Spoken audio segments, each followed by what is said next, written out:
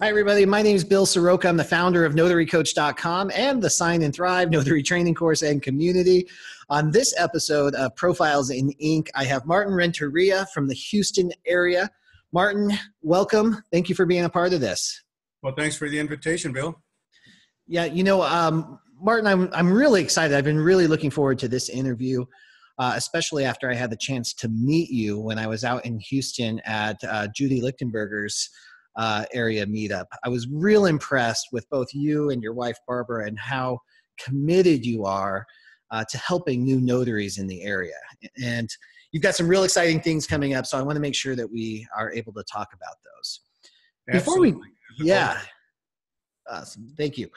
Before we do that, though, Profiles in Ink is really kind of a story about how notaries got involved in this business and why they do it. Can you kind of share with us how you became a notary public and why? Yes, it was a long time ago, way back in the year 2000, when I was in LA working as a police officer, and I needed a document notarized. So I checked around, I looked around, I asked various people, anybody in the department, a notary. And I finally got a hold of one. And I went to her. I saw the job that she did for me. And I'm thinking to myself, well, you know what? I can do this. So I asked her a few questions. What does it take to be a notary in California? And she told me the process as far as having to take a course, take a state exam, then get your commission. And during the course, you learn essentially how to do notaries. And I said, well, I think that would be interesting. It'd be kind of like a little bit of side income. And I talked to my wife, Barbara. Barbara loved the idea. So we went down and we registered to take a notary course at a junior college. It was, if I remember, it was about 7 hours long. Yeah. And right then and there, we took the state exam right at the end of the course because the course was sponsored by the Secretary of State. Nice. So we took the exam right then and there. We passed. A couple of weeks later, after going through background and fingerprinting, we received our commissions. And now that we received our commissions back in the year 2000 in California, Barbara and I are asking ourselves, okay, so now that we got our commissions, we've got our stamps, we've got our journal, now what do we do? So we had absolutely no idea where to go next. And if you recall back then, the internet was a very brand new thing and nobody was really advertising on the internet. At least, we didn't know how to advertise on the internet. And we had no idea what to do next. The only thing that we could do is, well, let's take a look at the public directories that are out there. Let's sign up with the Yellow Pages, for example. Back then there was no Yelp, there was no Manta, there was no, several of the others that you know about. Right. But I do recall there was one notary directory. I don't recall if it was either Notary Cafe or Notary Rotary that was existing way back then. Mm-hmm. But I do remember signing up with them early. And you must have been one of their first notaries on there. I think so. And that's when it was totally free. Yeah. You didn't have to pay for any of it. But in any case, I think we got a lot of our general notary work through the Yellow Pages. And we started doing, a notary here, a notary there. And one day, out of the cold blue, we get a call from a company called Transcontinental Title in Florida. And they tell us, can you do some notaries for us on some mortgage loan documents? And I'm thinking, well, sure. How hard can that be? It's just, notarizing the documents that need to be notarized. So essentially, the lady that called us starts letting us know exactly what she's hiring us to do. Not only do we have to notarize documents, but she wants us to ensure that the signers are signing properly and dating properly. They said, okay, yeah, we can do that. That shouldn't be any big deal. So back then she said, okay, what's your fax number? A fax number? Oh, okay, so you want to fax over the documents. You're not going to ship them over or anything like that. All right, so I gave her the fax number, and back then I had one of those old thermal fax printers. Yeah, with the rolled paper. Rolled paper. Yeah. And she starts faxing these documents out. 150 pages later, I'm just floored because all sorts of paper is coming out, and then the machine is starting to jam. And I'm having to call her back and say, hold on, stop. Please refax these. And this time I have to sit at the fax as these papers are coming out so that they all don't get all mixed up and they all print properly. But keep in mind, they're all on thermal paper and not your regular, yeah, not like regular copy paper, right? 20-pound paper. So we go to our first closing. It takes us roughly an hour to do, since we're going at it, slowly and deliberately, because we don't want to make any mistakes. They gave us a shipping label, so we use that shipping label. We place everything back in the package and ship it off to them. And I would say maybe 3 or 4 days later, we've got a $150 check. And I said, wow, this is pretty good. That gets your wheels turning, huh? I think we can do this. Yeah. and sooner or later, we're getting more and more calls from this one title office. And we're doing more and more business. And keep in mind, I've got a regular full-time job already, so I can't take everything that they're sending to us.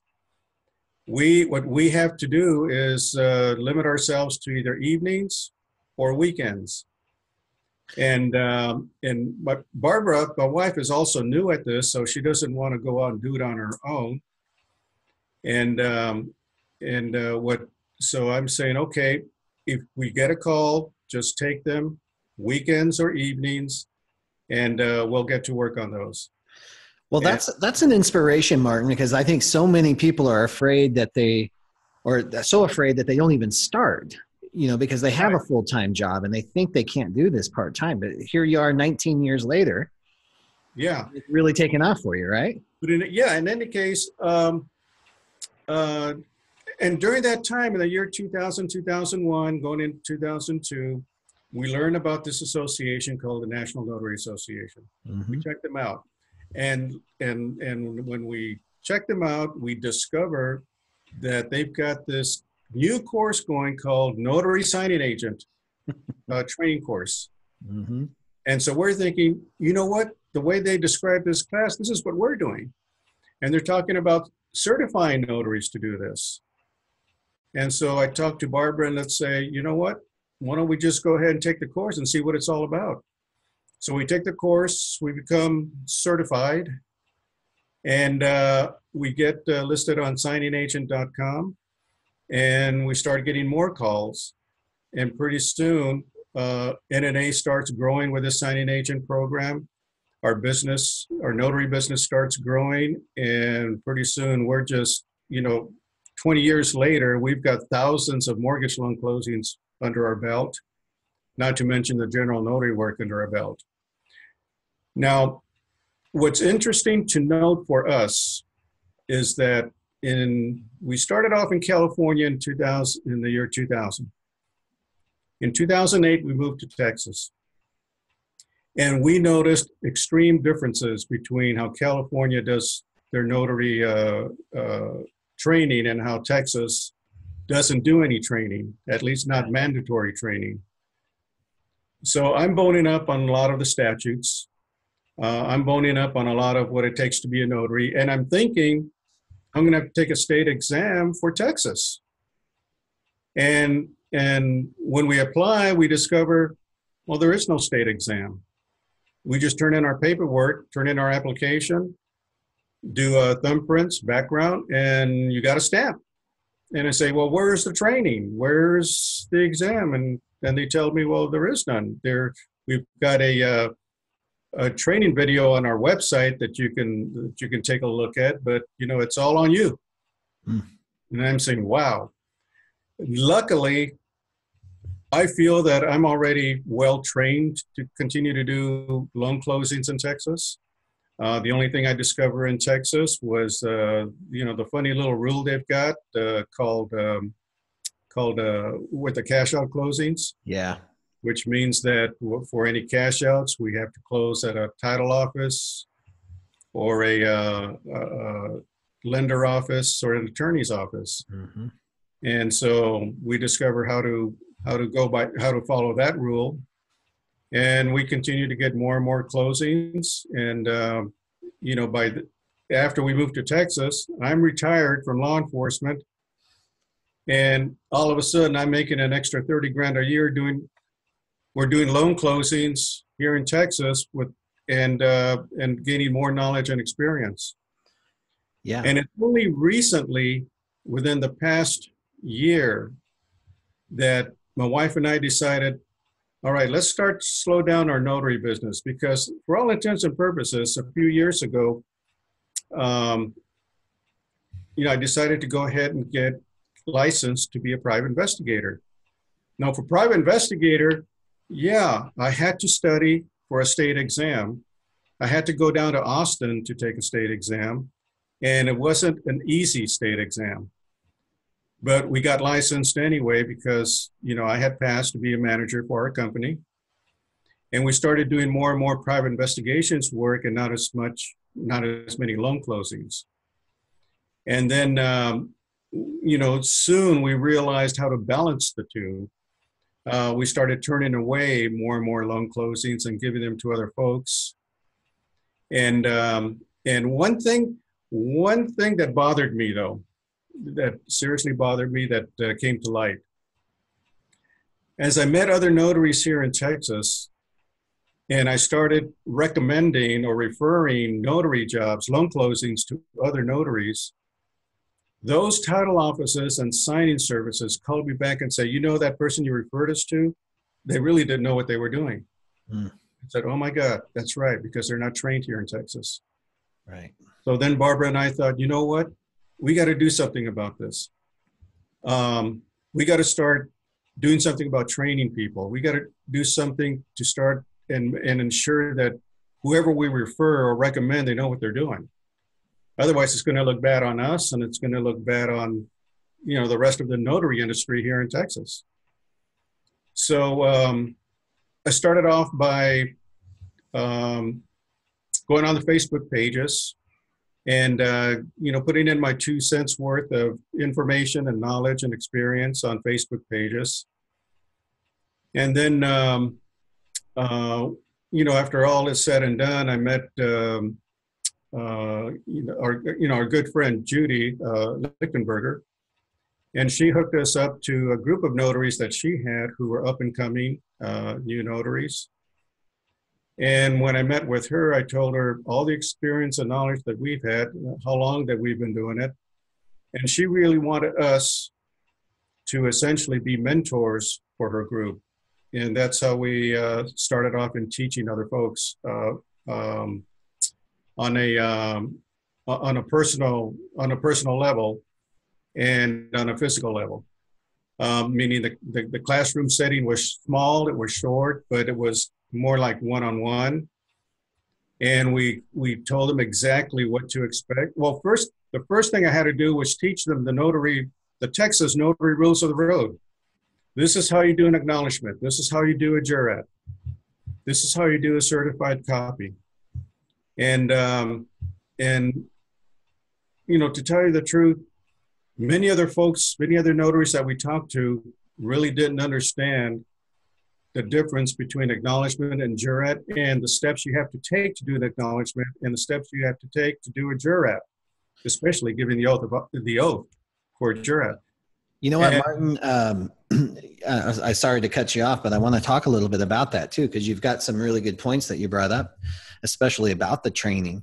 And this sometimes the fundamentals and the foundation is where we are severely lacking. You know, a lot of new notaries, they jump in, they have expectations of just making lots of money on the loan signings, and they skip the notary law part. They skip the foundational stuff. And really all a loan document package is a stack of acknowledgments and jurats. So you can't skip that part, right? So you guys are taking huge strides in bringing that foundational training to Texas, right? yes, we're trying to. We're trying to teach new and experienced notaries exactly what it means to take an acknowledgement, what it means to take a jurat, and that you have to ask your signer which they want. You can't tell your signer what they want, otherwise you're essentially practicing law. Mm-hmm. Um, and but I started going over the rule book with them, and we have 4 separate codes here that regulate notaries. And each notary didn't even realize that you have to look at 4 different places to see how notaries are regulated, and to see what the do's and don'ts are. Mm. But as it is, with the help of Judy Lichtenberger, I got small classes out of the way that we did for free for small groups. Judy essentially told me to, you know what,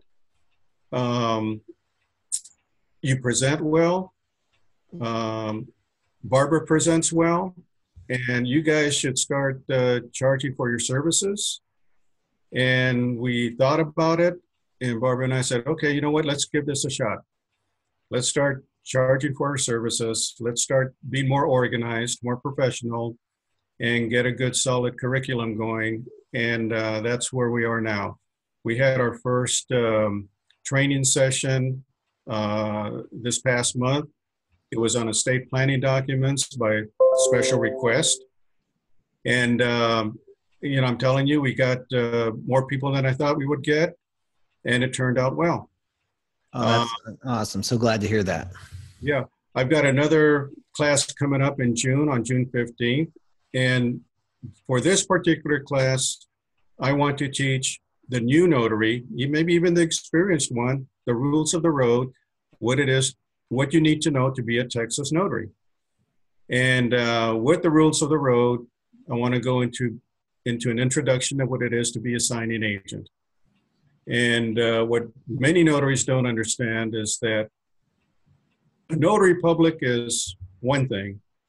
A signing agent is something that's totally different. And if you take it by itself, if you just take signing agent on its own, it's actually above and beyond being a notary. If none of the mortgage loan documents had to be notarized, these title offices would not be hiring notaries. They'd be hiring trusted agents to be signing agents alone. And I'm telling notaries, because mortgage loan documents need to be notarized, or some of them do, that's why they select notaries. But they want you to go above and beyond what a notary does. They also want you to be their agent in ensuring that signatures and dates are placed on there properly, and to give a layman's explanation of some of the documents. So, Yeah. but that's part of the teaching. And once a notary public understands that, then they feel like they're more comfortable. Now they understand exactly what their role is as a signing agent. Yeah, that's really important too, because sometimes it's so overwhelming, especially when you get started. And if you have any experience in mortgages from your past, or real estate or anything, even if you don't, knowing where that line is, like what your role is, what your role is not, is critically important, and that gives that clarity. Once you have that, then you can really move forward and do well in this. Oh, it is. And, it's to the point where we have taught other notaries public. We've sat with them one-on-one and go through a complete package with them, page by page, and describe to them what it's all about, what they have to look out for, where borrowers need to sign, and how the notaries are to be done. And we've even had several notaries who have essentially shadowed us at loan closings, and so that they can see how we sit down with the borrowers, how we explain to the borrowers the documents, how we describe to the borrowers how we are not attorneys, that we cannot provide any legal advice, how we let the borrowers know that if there are any issues with any of the documents and we can't answer your question, that you will contact your lender representative while we're at the table, and that we will place them under oath for those documents that require them to be placed under oath. But it's little things like that that a notary needs to understand, so that that notary understands why they're doing what they're doing. Yeah, that's huge. And, you know, you can read this stuff in a book, you can watch online courses, but really there's tremendous value in seeing it done live and one-on-one in a live setting. You know, in the Sign and Thrive course, I do the same thing. You know, I break down the script for the different documents. I go over the brief explanation. And for those in Arizona, I can actually sit down. I can invite them to closings and signings too, but it's a big country.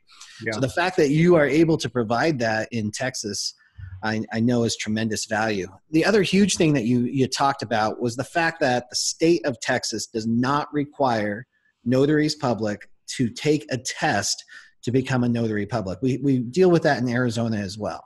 And I think there's from an industry's perspective, there is room for a huge amount of improvement in this, because what a notary does, Martin, and maybe you can even touch on this, is of tremendous value to the marketplace. I mean, we're transferring wealth. People are making life and death decisions based on the documents that we are notarizing. So it's super. And I think so many notaries discount the role that we play there because of that. Do you agree with that? Yes. Well, of course, yeah. My wife and I have seen a lot of misinformation that notaries have generally. And one of the things that we want to do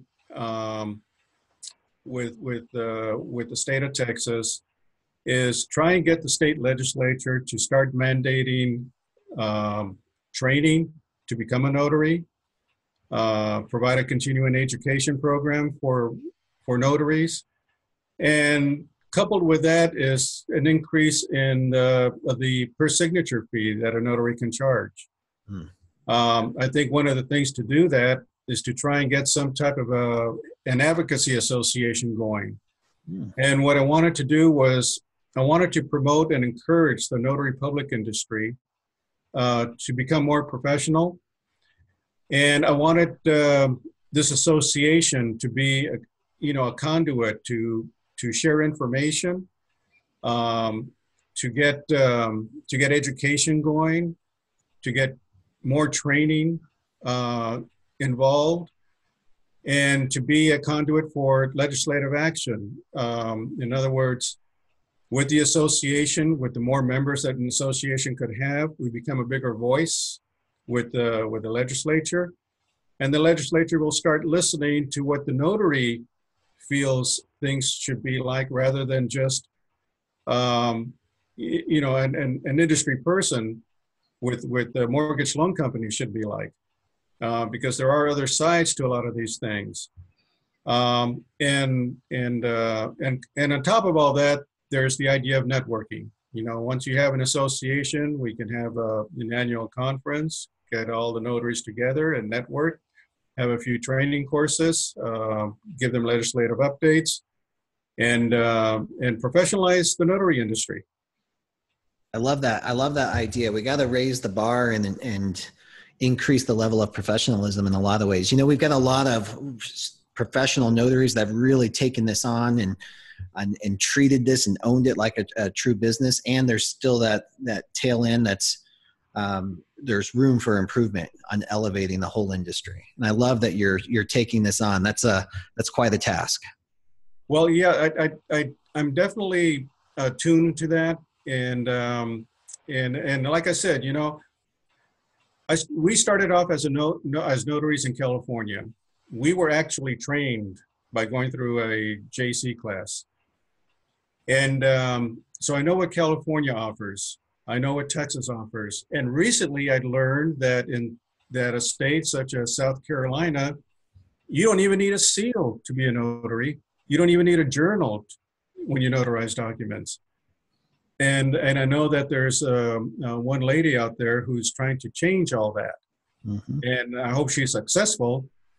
But I was very dumbfounded to realize that South Carolina, has no regulation on their notaries at all, other than here's your commission number. Now do with it what you want. Mm. It just astounds me. Yeah, there's a few states like that where it just boggles the mind, and it's definitely not logical.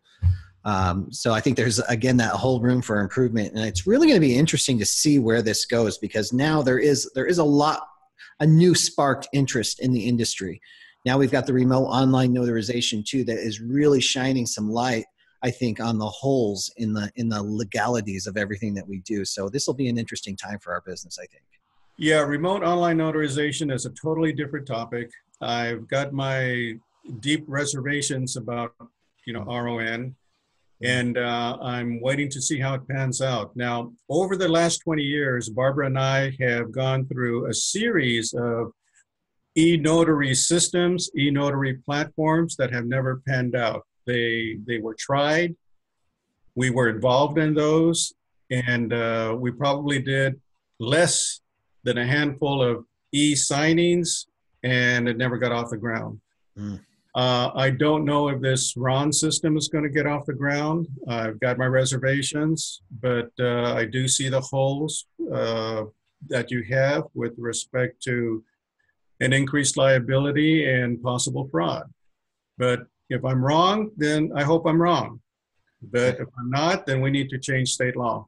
Yep, definitely. I think there's going to be lots of that going on as if nothing else, it's really showing the holes in the laws everywhere, even with just traditional notary work. It has you reflecting on, oh, shoot, well, if you can't do that electronically or remotely, how's that going to impact our state laws? Because there's so much gray area and things when the law is silent on so many areas.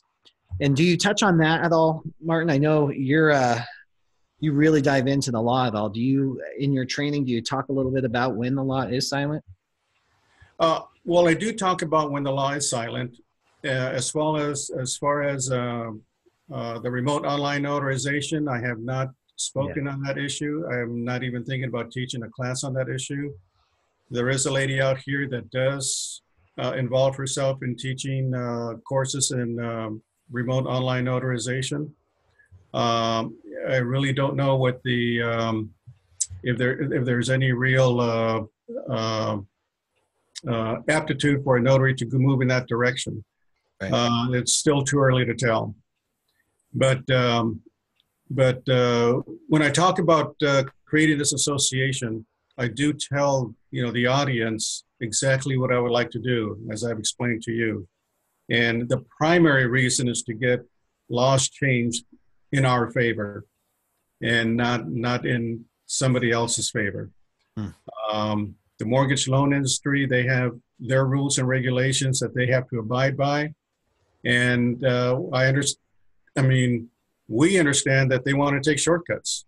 And sometimes, whenever a shortcut is created, is to the detriment of the notary. And we see that, but we can't say anything about it because laws have already been passed to that. And it's just a matter of time before something fraudulent crosses our path. And, then we're left to say, see, we told you so. But in any case, I'm keeping an eye out for those events or those instances when some fraud has occurred because a state is lacking in a particular area of their notaries.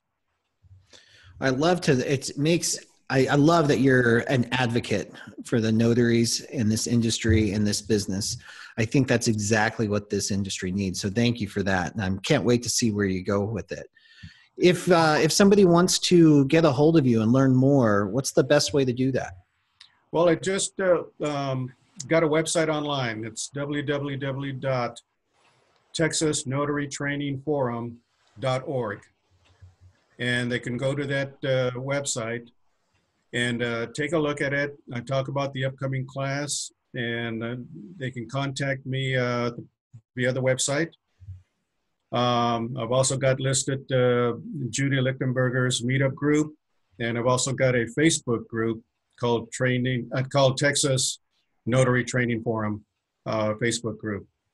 And on that Facebook group, I invite anyone to join the group, because what I will do on that group is post little notary tips of the day relating to what statutes say about what we do here in Texas. And I invite anyone to join us and to give us their tips of the day, because this is supposed to be a forum. And what is a forum? A forum is a place where you share information. It's not just, I don't want to be the one for me to just talk to you and tell you what it's all about. I want you to share your information too. Give me your experiences.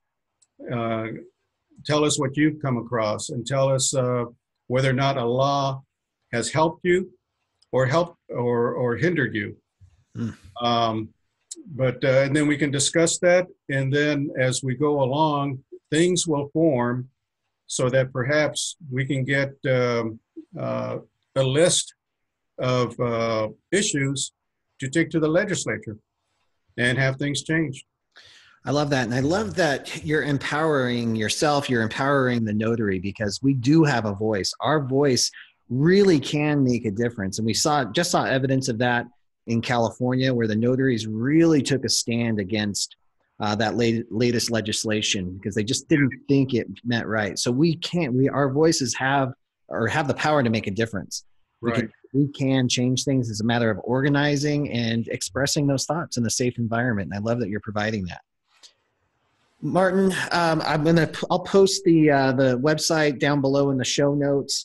I'll also include a link to Judy's local meetup group. If you're in the Houston area and you're a notary public looking for a community of learning and just collaboration, Judy's done a really good job with that. And then also I'll post a link to your Texas Notary Training Forum Facebook page as well. Martin, as we close this interview, one of the things I really like to understand about notaries that work this business, because it's changed my life and I love it, is what your favorite part of this business is. Oh, today, my favorite part of this business is teaching others. Teaching others how to be a good notary. That's our favorite part. That's what my wife and I look forward to.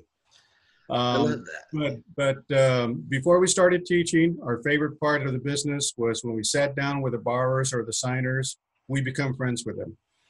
And we chat, we share information, and people like us, they start feeling comfortable. And at the end, they tell us, you know what, this signing was pleasant, it was nice, it was easy compared to the last experience. So that's what we like to hear.